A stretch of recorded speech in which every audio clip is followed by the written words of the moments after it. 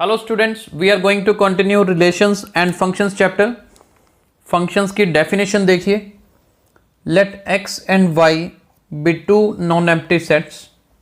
A function f defined from x to y is a rule which associates to each element x in x a unique element y in y। बहुत ध्यान से इस definition को पढ़िए और इस definition को समझते हैं। मान लीजिए हमारे पास x और y दो नॉन एम्प्टी सेट्स हैं। ये देखिए, बड़े ध्यान से देखिएगा।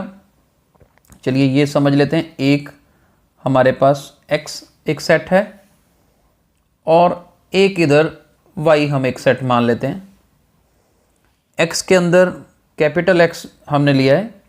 सेट जो कैपिटल X है इसके अंदर जो एलिमेंट्स हैं, मान लेते हैं एलिमेंट्स, लेट्स सपोज 1 2 3 4, ये हमारे पास एलिमेंट्स हैं।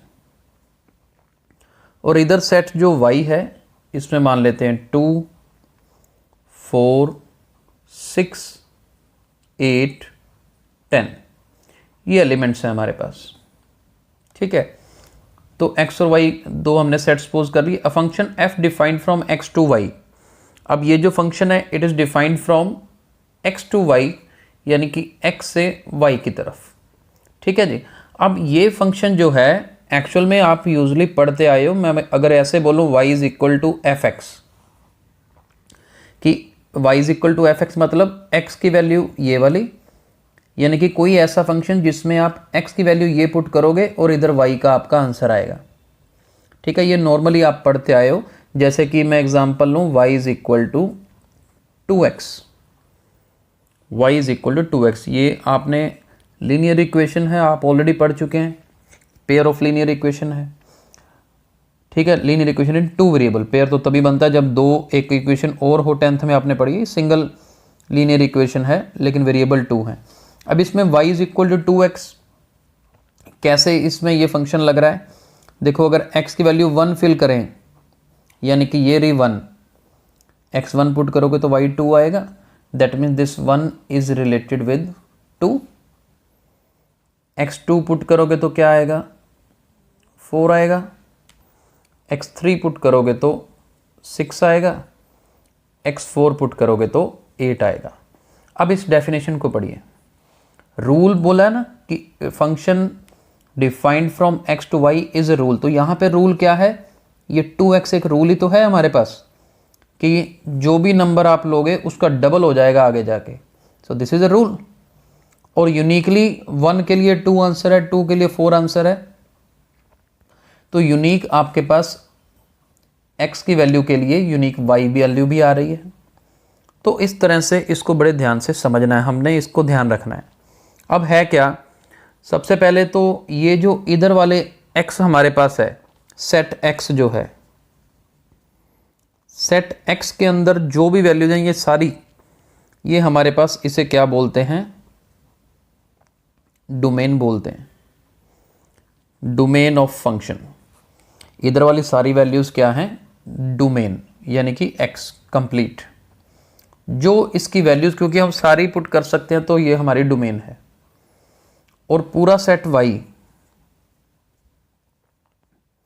सेट y हमारे पास क्या है जी? कोडोमेन है। क्या है? कोडोमेन है। और यहां पर देखिए, ये जो हमारे पास फाइनल आंसर आए हैं ना, x की 1 2 3 4 वैल्यू पुट करने पे y की वैल्यूज क्या आती हैं? 2 4 6 8। तो ये 2 4 6 8, सिर्फ ये 4 वैल्यूज। ये जो सेट बना है दिस इज रेंज। क्या होता है? रेंज होता है। और ध्यान से सुनिए, जो चीज हमें याद रखनी है।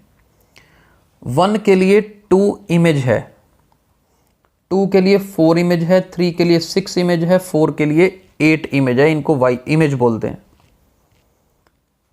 और इधर अगर y के नीचे 2 देखो तो इस 2 के लिए ये 1 क्या है? प्री इमेज बोलते हैं। इस 4 के लिए ये पीछे ही वाली जो 2 है ये प्री इमेज बोलते हैं। यानी कि आप x से y की तरफ जाते हैं तो आपको इमेज मिलती है, y से उल्टा x की तरफ है तो उसे प्री इमेज बोलते हैं। मैं इसको अगर एक लिख के दिखाता हूं आपको, ये ध्यान से ये लाइन पढ़िएगा, the element x of x, small x of x मतलब कैपिटल X का कोई भी एलिमेंट अगर लें, it is called pre image, it is called pre image of y। यानी कि ये जो y के एलिमेंट्स हैं ना, y itself is an element, capital Y हमारा सेट है, इधर वे y के जो एलिमेंट्स हैं, इन एलिमेंट्स के लिए x की वैल्यू क्या है, प्री इमेज है। ओके और जो अगर हम इसी का बात करें कि एलिमेंट y ऑफ y, वो क्या होगा, इमेज होगा। ठीक है जी, तो इधर वाली वैल्यूज को हम इमेज बोलेंगे और इधर वाली को क्या बोलेंगे, प्री इमेज बोलेंगे। आई होप इतने तक अब आपको समझ आया होगा। अब कुछ इंपॉर्टेंट पॉइंट्स जो याद रखने हैं, बड़े ध्यान से देखिए। चलिए की पॉइंट नोट करते हैं। First one, to each element x in x there exist a unique element y in y such that y is equal to fx। ये यूनिक एलिमेंट का कंसेप्ट क्या है समझते हैं। मान लीजिए ये सेट x है और ये दूसरा सेट y है। यूनिक का मतलब है कि मान लो इधर x में मेरे पास ये 3 एलिमेंट है, y में भी इधर 3 एलिमेंट है, तो x की इधर एक वैल्यू के लिए y का एक आंसर होगा, एक ही होगा। यूनिक का मतलब है एक ही आंसर होगा। ये सिचुएशन बिल्कुल ठीक है, ठीक है। लेकिन अगर मैं कहूं कि जी ये x ये y, इसका ये भी आंसर है, इसका ये भी आंसर है, ऐसा नहीं हो सकता। तो यूनिक का मतलब है भी एक x के लिए एक ही आंसर होगा y का। राइट, फर्स्ट पॉइंट समझ आया कि एक x की वैल्यू के लिए y का भी एक ही आंसर आएगा, दो नहीं हो सकते, ये सिचुएशन गलत हो जाएगी।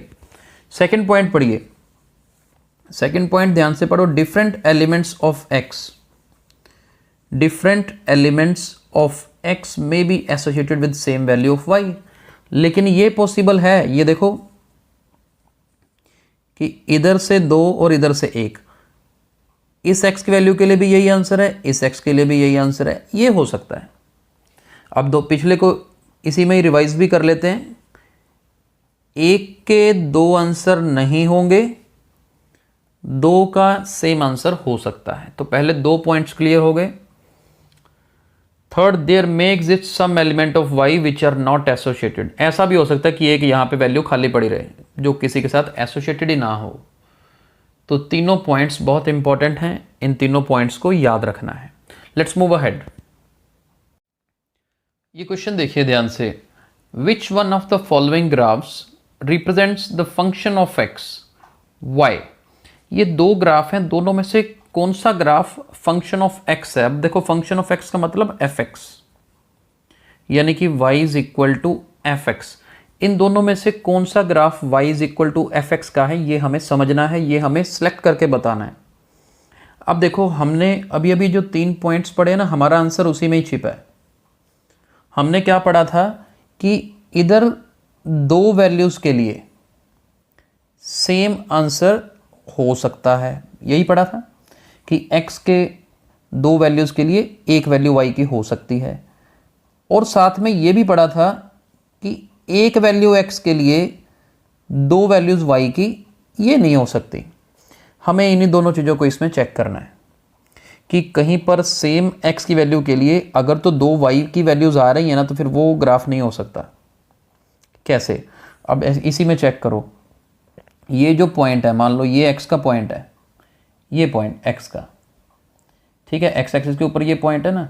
अब ये सेम x की वैल्यू के लिए y 0 है। अगर मैं इस जगह पे बात करूं, इसी के ऊपर देखो यहाँ पर x के लिए सेम वैल्यू ऑफ x के लिए अलग y आ रहा है। इस पॉइंट पे देखो y कुछ और है, लेकिन x तो सेम ही चल रहा है ना। ये पूरी लाइन, इनफैक्ट इस पूरी लाइन के ऊपर x की वैल्यू सेम है, लेकिन हमारे ग्राफ में देखो y अलग अलग जगह पे आ रहा है, डिफरेंट वैल्यूज ऑफ y आ रही है हमारे पास। तो ये फंक्शन नहीं हो सकता, ये ग्राफ नहीं हो सकता y is equal to fx का।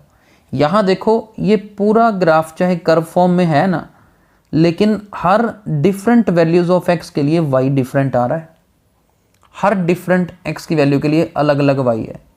जबकि यहाँ पर मैं इसको दोबारा बता देता हूँ एक बार मान लो ये, अब जैसे ग्राफ था हमारे पास क्या था इस तरह का, ये देखो मान लो ये, आप इसमें कोई एक x की वैल्यू सेलेक्ट कर लो ना, मान लो ये वाली, तो उस x की वैल्यू के लिए लगातार आपके पास ऊपर देखो y की अलग अलग वैल्यूज़ हैं, यानी कि ये सिचुएशन बन रही है, जबकि ये situation y equal to F में नहीं हो सकती।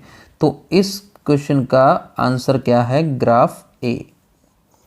ग्राफ ए इसका आंसर है, क्योंकि बी क्यों नहीं है, बिकॉज सेम x के लिए there are different values of y। समझ आया? ये कंसेप्ट आज जो हमने पढ़ा है कि फंक्शन होता ही कब है, हमने की पॉइंट्स में कवर किया, और इस तरह से इसे ग्राफ में स्टडी किया जा सकता है। राइट, आई होप आज का लेक्चर आपको समझ आया होगा। कल हम आगे कंटिन्यू करेंगे। Thank you.